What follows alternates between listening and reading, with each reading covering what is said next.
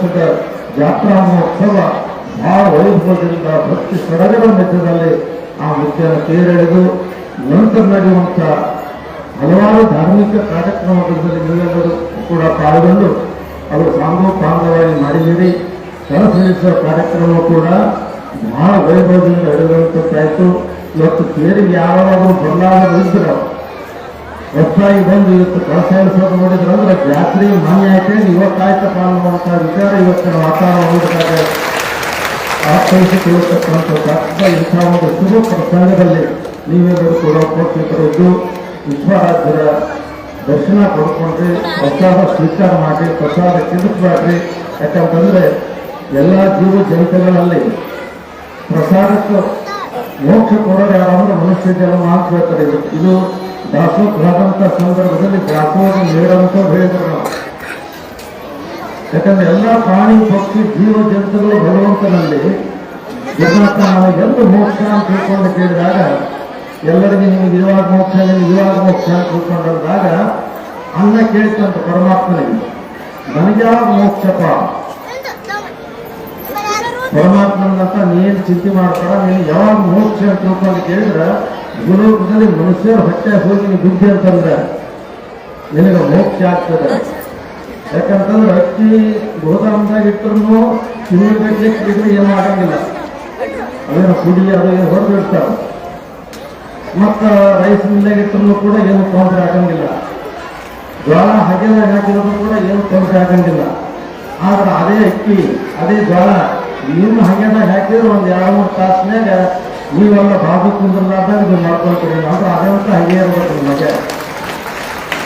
ಅದಕ್ಕೆ ಅನ್ನಕ್ಕೆ ಅಕ್ಕಿ ಗೋಧಿ ಹೇಳಿದಂಥ ಪರಮಾತ್ಮ ಏನಿಲ್ಲಪ್ಪ ನಿನಗೆ ಊಟ ಮಾಡಿ ಕೊನೆಯದಾದಂಥ ನಿನ್ನ ಮೋಕ್ಷ ಬರಾಗಬೇಕಾದ್ರೆ ಮನುಷ್ಯನ ಹೊಟ್ಟೆಗೆ ಬಂದಾಗ ಮಾತ್ರ ಆಗುವಂಥದ್ದು. ಮತ್ತೆ ಅನ್ನ ಚಮಚದ ಒಡಕ್ಕೆ ಹೆಂಗ ಅನ್ನ ಚೆಲ್ಲಿದ್ರೆ ರೊಟ್ಟಿ ಏನಾದರೂ ಮುಸ್ಲಿಂ ಚೆಲ್ಲಿದ್ರೆ ಆತ್ಮಹತ್ಯೆ ಮಾಡಿದಂಥ ಪಾಪ ಅವರಿಗೆ ಹುಟ್ಟುತ್ತದೆ ಅಂತ ಹೇಳಿದಂತ ಭಗವಂತ. ಅಂದ್ರೆ ನಿನಗೆ ಜನ್ಮ ನೀವು ಮತ್ತೆ ನಿನ್ನೆ ಹುಟ್ಟು ಬರಬೇಕಾಗ್ತದೆ.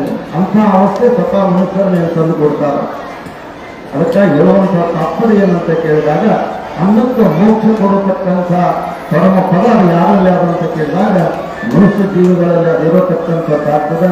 ಅಂತಹ ಒಂದು ವಿಚಾರವನ್ನು ನೀವೆಲ್ಲರೂ ಕೂಡ ಪ್ರಸಾದವೇ ಪರಮಜ್ಞಾನ, ಪ್ರಸಾದವೇ ಪರಾತ್ಪರ, ಪ್ರಸಾದ ಲಿಂಗ, ಪ್ರಸಾದ ಗುರು, ಪ್ರಸಾದ ಜಂಗಮ ಅಷ್ಟೇ ಅಲ್ಲ, ಎಲ್ಲೆಲ್ಲಿ ಕ್ಷೇತ್ರದಲ್ಲಿ ಸಿಗತಕ್ಕಂಥ ಪ್ರಸಾದ ಸೋಮೇಶ್ವರ ಲಿಂಗದ ಪ್ರಸನ್ನತೆ ಪ್ರಸಾದ ಅಂತಕೊಂಡು ಹೇಳ್ತಾರ. ಅಂತಹ ಪ್ರಸಾದ ಮಹತ್ವಕ್ಕೆ ನಾವು ಶರಣ ಅಂತಕೊಂಡು ಹೇಳುವಂಥವ್ರಾಗ್ತಾರೆ. ಪ್ರಸಾದ ದೊಡ್ಡದು, ಒಂದನೇದು ಪ್ರಸಾದ ಕೆಲವುದಾದ್ರೆ, ಎರಡನೇದು ಏನಂತ ಕೇಳಿದ್ರೆ ಮಕ್ಕಳ ಕೈಯಾಗ ಮೊಬೈಲ್ ಕೊಡಬಾರ್ದು. ಮಕ್ಕಳ ಕೈಯಲ್ಲಿ ಸಣ್ಣ ಮಕ್ಕಳ ಕೈಯಾಗ ಮೊಬೈಲ್ ಕೊಡಬಾರ್ದು. ನಿಮ್ಮೆಲ್ಲರಿಗೂ ನಾನು ಕೇಳಕತ್ತೀನಿ ಏನಂತಂದ್ರೆ, ನೀವು ಮಕ್ಕಳಿಗೆ ಏನಾದರೂ ನೀವು ತಂದಿತ್ತು ಅಂತಂದ್ರೆ ಎತ್ಕೊಂಡು ಸರಿಯಾಗಿ ಅದು ಮೊಬೈಲ್ ಕೊಟ್ಟು ಮಕ್ಕಳ ಕೈ ಮೊಬೈಲ್ ಕೊಟ್ಟು ಎಲ್ಲಿ ಆ ಕಡೆ ಈ ಕಡೆ ಹೋಗೋದು ಮಾಡಬಾರ್ದು. ಯಾಕಂದ್ರೆ ಬಡಬರ್ತ ಏನಂತಂದ್ರೆ ಬೆಳ್ಕೊಂತ ನಿಮ್ಮ ಮಗ ಹುಚ್ಚ ಆಗ್ತಾರೆ. ಅದಕ್ಕಾಗಿ ಮಕ್ಕಳ ಆರೋಗ್ಯನೇ ಕಾಯ್ಕೊಂಡು ಹೋಗ್ಬೇಕು. ನಿಮ್ಮ ಮಗ ಸದೃಢವಾಗಿರ್ಬೇಕು, ನಿಮ್ಮ ಮಗಳು ಸದೃಢಿಯಾಗಿರ್ಬೇಕಂತಂದ್ರೆ ಮೊಬೈಲ್ನಿಂದ ದೂರ ಬಿಡ್ರಿ. ಅಂದಾಗ ಮಾತ್ರ ನಿಮ್ಮ ಮಕ್ಕಳು ಒಂದು ಒಳ್ಳೆಯ ರೀತಿಯಿಂದ ಜೀವನ ಸಾಗಿಸತಕ್ಕಂಥವ್ರು ಆಗ್ತಾರೆ ಅಂತ ತಿಳಿಸುತ್ತಾ ಈ ಒಂದು ಶುಭ ಪ್ರಸಂಗದಲ್ಲಿ ಉಪಸ್ಥಿತರಿದ್ದು ಈ ಕ್ಷೇತ್ರದಲ್ಲಿ ನಡೆಯತಕ್ಕಂಥ ಹಲವಾರು ಧಾರ್ಮಿಕ ಕಾರ್ಯಕ್ರಮಗಳಲ್ಲಿ ನೀವೆಲ್ಲರೂ ಕೂಡ ಪಾಲ್ಗೊಂಡು ಪುನೀತರಾಗಿದ್ದೀರಿ ಎನ್ನುವಂಥ ವಿಚಾರ ತಿಳಿಸುತ್ತಾ ಪೂಜ್ಯ ಶ್ರೀ ಸ್ವಾಮಿಯವರು ಹೇಳಿದಂತೆ ಮುಂಬರುವ ಮಾರ್ಚ್ 21, 22, 23, 21ನೇ ತಾರೀಕಿನ ಶನಿವಾರ, 22ನೇ ತಾರೀಕು ರವಿವಾರ ಮತ್ತು 23ನೇ ತಾರೀಕಿನ ದಿನ ಸೋಮವಾರ ದಿವಸ 9:17 ಅವಿನಾಶ ಅಷ್ಟಸಿದ್ಧಿಗಳ ಮೂರ್ತಿ ಅದು ಶ್ರೀ ಜಗದ್ಗುರು ಕಾಶಿ ಶನಿದೇವರ ಒಂದು ಅಮೃತಾಸ್ತ್ರದಿಂದ ಅದು ಪ್ರತಿಷ್ಠಾಪನೆಗೊಳ್ಳತಕ್ಕಂಥದ್ದಾಗ್ತದೆ. 21ನೇ ತಾರೀಕಿನ ದಿನ ಅದು ಪದ್ಧತಿಯಂತೆ ಗಂಗಾ ಸ್ನಾನಕ್ಕೆ ಹೋಗ್ತದೆ 8 ಮೂರ್ತಿಗಳು ಕರ್ಕೊಂಡು. ನಾವು ಬರುವಂಥ ಸಂದರ್ಭದಲ್ಲಿ 101 ಡೊಳ್ಳು, ಹಾಲಿಗೆ, ವಾದ್ಯ ವೈಭವ ಇವೆಲ್ಲವೂ ಕೂಡ ವಾದ್ಯ ವೈಭವಗಳಿಂದ ಬಂದು ಇನ್ನೊಂದು 2-3 ದಿನ ಪೂಜಾ ಪುರಸ್ಕಾರಗಳೊಂದಿಗೆ ನಡೆಯುತ್ತಾ ಬಂದು ಮತ್ತು 23ನೇ ತಾರೀಕಿನ ದಿನ ಅದು ಪ್ರತಿಷ್ಠಾಪನೆ ಆಗತಕ್ಕಂಥದ್ದಾಗ್ತದೆ. ಎಲ್ಲರೂ ಬಂದು ಅಂತ ಒಂದು ಶುಭ ಪ್ರಸಂಗ ಸುಯೋಗದಲ್ಲಿ ಪಾಲ್ಗೊಂಡು ಪುನೀತರಾಗದೆ ಎನ್ನುವಂಥ ವಿಚಾರ ತಿಳ್ಕೊಂತ. ಯಾಕಂದ್ರೆ ಅದು ಅಲ್ವಾ ಜಾಸ್ತಿ ಸ್ಥಿತಿಗಳಂದ್ರೆ ನಾವು ಅನ್ಕೊಂಡು ಮಾತಲ್ಲದು. ವಿಶ್ವರಾಜ್ಯದ ಅನುಮಾನ ಸೃಷ್ಟಿ ಒಬ್ಬೊಬ್ರಿಗೆ ಹೆಂಗೆ ಅಲ್ಲೆಲ್ಲ ಕುಂದಿರಿಸಿದವ್ರು ಯಾರಪ್ಪ ಅಂತ ನೋಡ್ಬೇಕಂದ್ರೆ ಅವತ್ತು ಬಂದು ಕಾರ್ಯಕ್ರಮಕ್ಕೆ ನೋಡಿ ಅನ್ನುವಂಥ ವಿಚಾರ ತಿಳಿಸುತ್ತಾ ಈ ಒಂದು ಶುಭ ಪ್ರಸಂಗದಲ್ಲಿ ಪ್ರಚರಿದ್ದು ಈ ಜಾತ್ರಾ ಮಹೋತ್ಸವದಲ್ಲಿ ಹಲವಾರು ರೀತಿಯಿಂದ ಊರನ್ನು ಟ್ಯಾಕ್ಸ್ ಹೊಡೆದ್ರಿ, ಬೆಳೆ ಹೊಡೆದ್ರಿ, ಸ್ವಚ್ಛ ಮಾಡಿರಿ, ಅಲ್ಲೆಲ್ಲಿ ರೂಮ್ ಕಾಯ್ದ್ರಿ, ಒಂದಲ್ಲ ಎರಡಲ್ಲ ನೂರಾರು ಕೆಲಸ ಮಾಡಿರಿ.